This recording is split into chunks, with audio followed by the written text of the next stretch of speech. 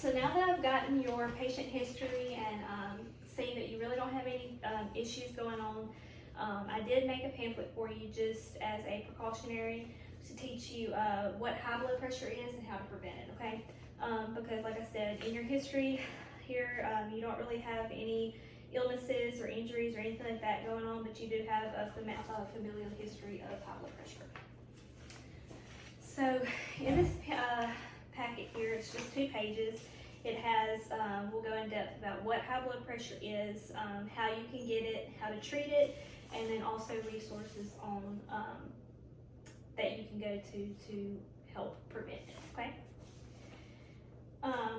So first thing is, what is high blood pressure? So do you know anything about high blood pressure? A little bit, but not much. Okay.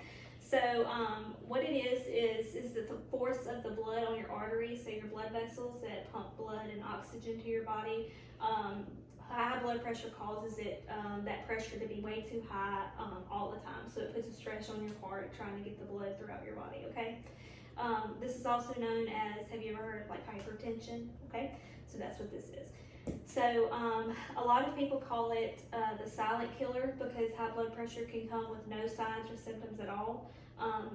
And one day you can just have a heart attack or something that happens that in result shows that you do have high blood pressure, okay? Other signs and symptoms that you can have is you can have a headache, you can become lightheaded, have dizziness, anything like that. And if any of that were to happen, then you would need to go see a doctor immediately, okay? So some of the risk factors of getting high blood pressure is you can simply only have a family history of it. So you are at a higher risk of having high blood pressure. Other things are like poor diet and exercise, which I do know that you have a good diet and you exercise, so that's good. Smoking or alcohol, which you don't do either one of those. Obesity, and even just simply being over the age of 50. All of those things put you at high risk, okay? So some of the statistics that I've put in here for you to look at is that over 600,000 deaths in the U.S. were affected by hypertension in 2022 alone, okay? So here in the U.S. now, over 118 million people have hypertension, and over 92 of those million go uncontrolled, okay? So it's always good to go to your yearly checkups and your follow-ups to make sure that you aren't having any increase in high blood pressure or anything like that, okay? If you were to be diagnosed with hypertension or high blood pressure, some of the things that your doctor would probably tell you is simple things that you can do at home, such as lifestyle treatment, so a better diet, exercise, managing stress, getting adequate sleep, stuff like that. Salt or sodium can increase your blood pressure. And then also if your doctor was to prescribe medications, because there are medicines that can control your blood pressure if other factors can't control it for you.